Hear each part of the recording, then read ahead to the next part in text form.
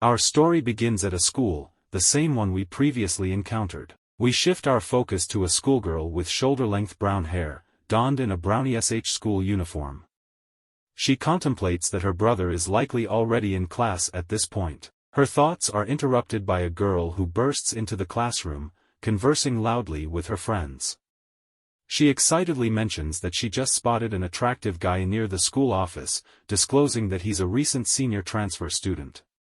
All four of the girls in her group blush deeply, clearly captivated by this new arrival. We return to the brown-haired girl, who assumes that the new transfer student is her older brother. We discover that the brother she had been thinking about was presumed dead in a plane crash, along with their parents, a decade ago.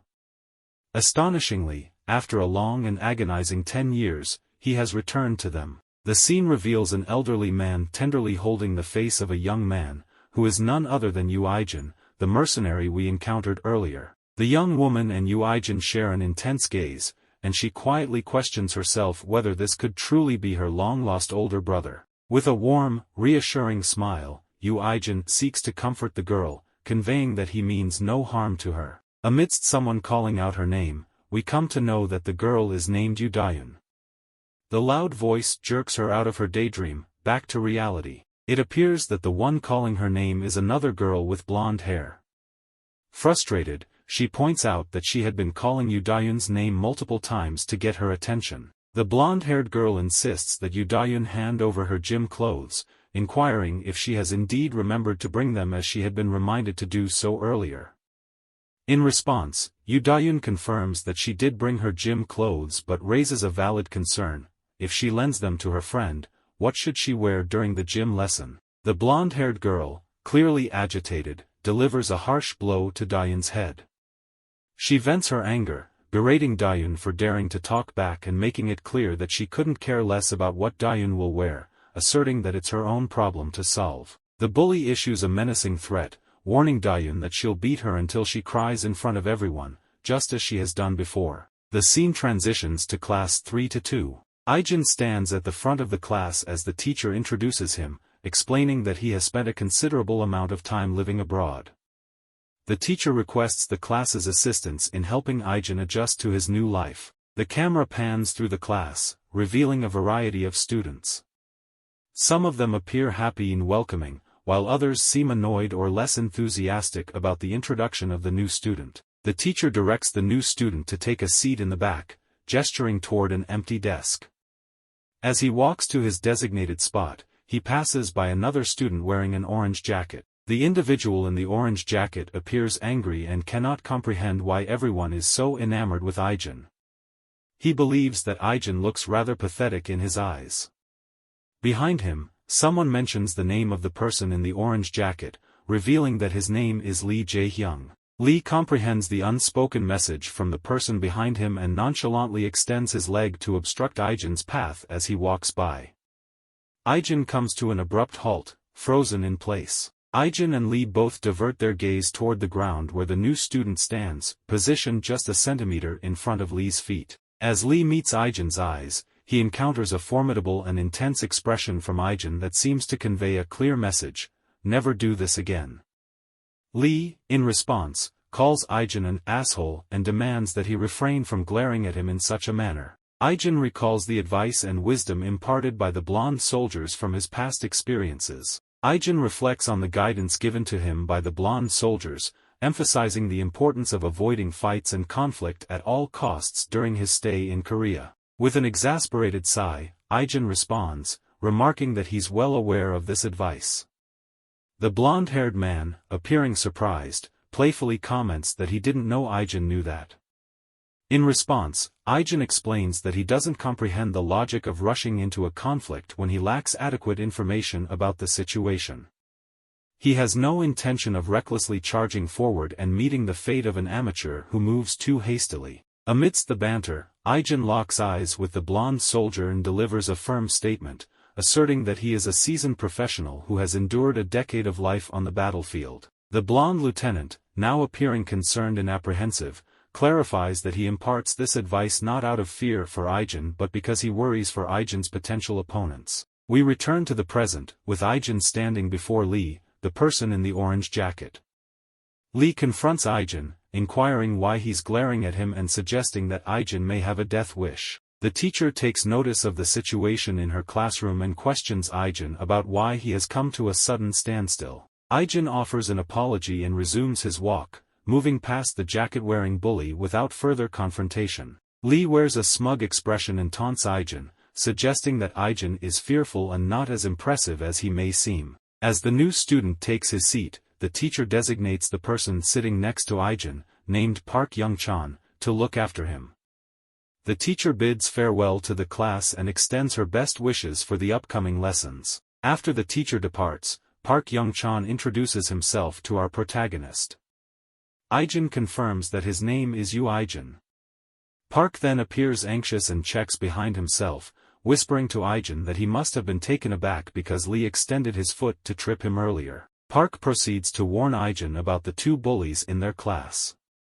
The first, seated behind Lee, is named Ju Hyukjin, and the second is, as previously mentioned, Lee Jae-hyung. Ijin expresses his gratitude to Park for the warning. Park, forming a favorable impression of Ijin, assures him that if he ever has any questions, he can always reach out to Park, who will do his best to provide answers and help in any way he can. The scene transitions to the first lesson, where an older teacher with white hair is ready to begin. Ijin scans the classroom, taking in the various scenes around him. Park appears focused on the front of the classroom, while someone in front of Ijin seems to be dozing off. Several students are engrossed in their smartphones, and outside, a sports class is engaged in their activities. Ijin's mind drifts back to his time in the military, recollecting a grim and rainy scenario, with relentless downpour and harrowing memories. In his memory, we witness him undergoing training, honing his skills, and firing his rifle at practice targets. Ijin opens his eyes in the present and reflects on the peaceful nature of his current surroundings, contrasting with the memories of his military training. Later in the day, after school, Ijin is seen waiting at the school's entrance for his little sister. His little sister appears surprised and asks Ijin if he waited for her. He confirms this and explains that he wanted to accompany her. He inquires if she already had plans. She shakes her head and clarifies that it's not the case. Ijin interrupts her mid-sentence and suggests that they go home together. Dayun, Ijin's sister, looks delighted as they walk away together. While they make their way home, an awkward silence envelopes them, and neither says a word. Ijin eventually breaks the ice by acknowledging the awkwardness between them.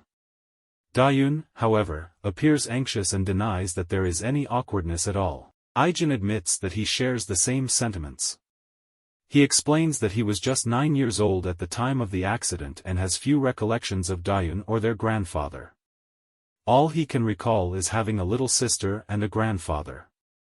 He acknowledges that it must have been even tougher for Dayun, as she was only 7 years old when it happened. As they walk past a group of teenagers engaged in conversation about Heejin's expected arrival time, Dayun appears apprehensive and glances around nervously. One of the girls in the group spots Dayun and approaches her, inquiring if she is indeed who they think she is. Dayun is gripped with fear and panic, not knowing how to respond to the situation. The girl gazes at Dayun and inquires if the boy beside her is her boyfriend. She makes a somewhat disparaging comment about Dayun dating, adding an element of sarcasm to her words. Ijin's younger sister appears shocked and hastily corrects the group, informing them that it's just her brother, not her boyfriend. The girl in the group is taken aback by this revelation, as she didn't even know Dayun had a brother. Ijin inquires of his sister if the girls in the group are her friends, and Dayun tells a white lie, saying that they are friends from her class. The teenage girl gives Dayun a skeptical and somewhat hostile look, pressing her to confirm if they truly are her friends. Ijin senses the negative energy coming from the group and fixes them with an intense and threatening stare. One of the guys in the group reciprocates by warning Ijin that unless he wants trouble, he should avert his gaze.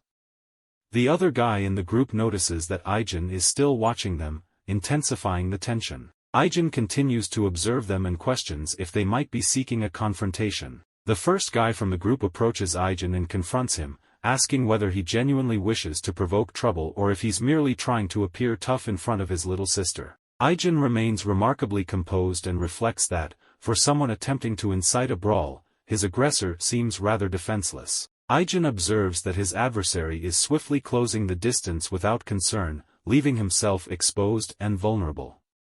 Additionally, he notices that the guy in front of him is not armed with any weapons. Ijin finds it perplexing that the individual is so confident despite openly showcasing his defenselessness. The lieutenant's advice echoes in Ijin's mind: do not fight. Feeling irritated, Ijin sighs and decides to leave the guy alone. However, before Ijin can completely disengage, the guy in front of him seizes his shirt and raises his hand, preparing to strike him. In a sudden turn of events, Dayun bows down and apologizes on behalf of her brother.